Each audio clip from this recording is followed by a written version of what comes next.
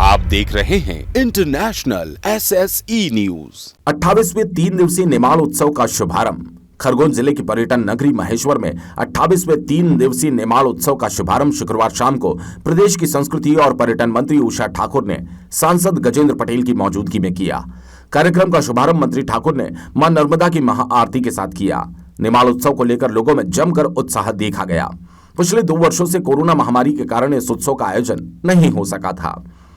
3 दिवसीय निमाड़ उत्सव में पहली बार 3 नवीन खेल विधाओं को शामिल किया गया।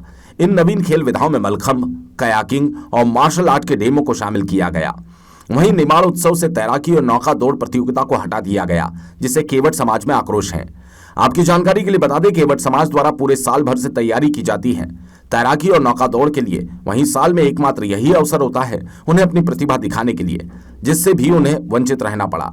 निमाड़ उत्सव में कैलाश चंद शर्मा जयपुर, विक्रम यादव राजनांदगांव, डॉक्टर भारती बंधु रायपुर, तिलक राम पैदराम भोपाल को राष्ट्रीय तुलसी सम्मान और शांतिबाई मरावी मंडवा, मालिनी अवस्थी लखनऊ को राष्ट्रीय देवी अहिल्या सम्मान से सम्मानित भी किया गया।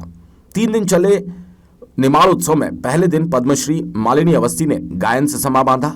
दुर्गा नृत्य नाटिका गणगौर कथक शैली नर्तक संजय महाजन ने आकर्षक प्रस्तुति देकर दर्शकों को देर रात तक बांधे रखा। निमाड़ उत्सव में देवी अहिल्या नर्मदा घाट पर नौका सज्जा भी आकर्षण का केंद्र रही। Bureau report SSE news Maheshwar. शुभारंभ होने जा रहा है। पिछले 2 वर्षों से शुभारंभ नहीं हुआ था कोरोना के चलते हुए। आप सब जानते हैं कि कोरोना से की विसंगतियों के कारण अनुमति नहीं थी। माई की कृपा से आज अनुकूलता हुई है। निमाड़ उत्सव अपनी पूरी गौरव और गरिमा के साथ मनाया जा रहा है। राष्ट्रीय पुरस्कार भी दिए जा रहे हैं जी। सभी जो राष्ट्रीय पुरस्कार सुनिश्चित है विभाग की ओर से, वो सभी आज प्रदान किए जाएंगे। यहाँ आज बड़ा आयोजन और नौका दौड़ और तैराकी प्रतियोगिता दोनों नहीं से बाहर रखा गया। बड़ी नाराजगी है नाविकों में। और नहीं उसको भी करेंगे। और नाविकों की चिंता सबसे पहले है। उनके मन में एक भय है कि नई प्रकार की नाव आ जाएंगी तो हमारी नावों का क्या होगा।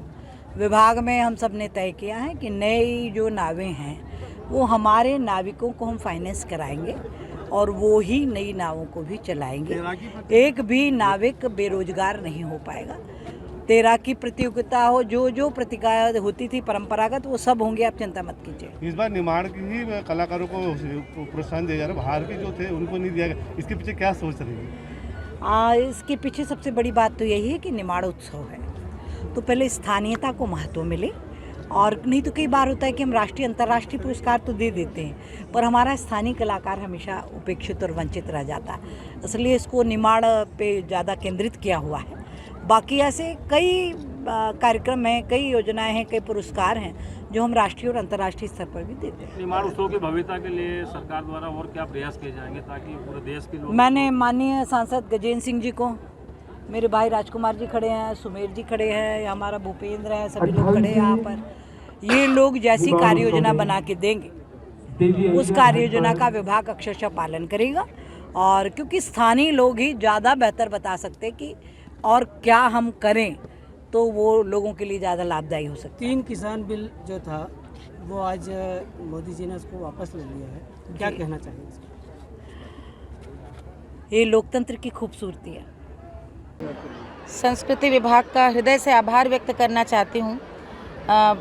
प्रतिष्ठित राष्ट्रीय देवी अहिल्याबाई सम्मान से सम्मानित किया गया और वो भी देवी अहिल्याबाई की धरती निमाड़ की महेश्वर में मां नर्मदा के तट पर आज मुझे ये सम्मान दिया गया मंत्री संस्कृति विभाग मध्य प्रदेश द्वारा। मैं हृदय से आभार व्यक्त करना चाहती हूँ। सम्मान तो मिलना कलाकार का भाग्य होता है, सौभाग्य होता है, गुरु कृपा होती है, पूर्वजों की कृपा होती है। लेकिन जिन महान विभूति के नाम पर ये सम्मान है देवी अहिल्याबाई, उनका मैं हृदय से बहुत सम्मान करती हूँ, क्योंकि वो एक ऐसी महिला थी, वो ऐसी एक व्यक्तित्व थी जो महारानी थी, लेकिन उनका सबसे बड़ा योगदान समाज और संस्कृति और देश के लिए था।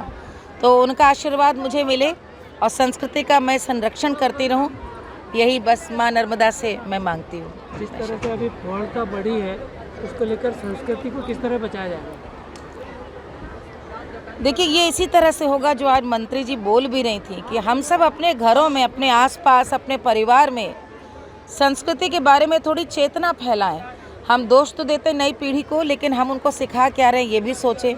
तो कहीं ना कहीं जो हम रोज़ कर रहे हैं, जी रहे हैं, वही संस्कृति के रूप में रोज़ गढ़ा जा रहा है। तो मैं इसी प्रकार के प्रयासों के लिए बार बार अपने आप को आभारी मानती हूँ कि आज ये सम्मान मुझे प्रदान किया। निमाड़ उत्सव को लेकर क्या कहना चाहेंगे आप?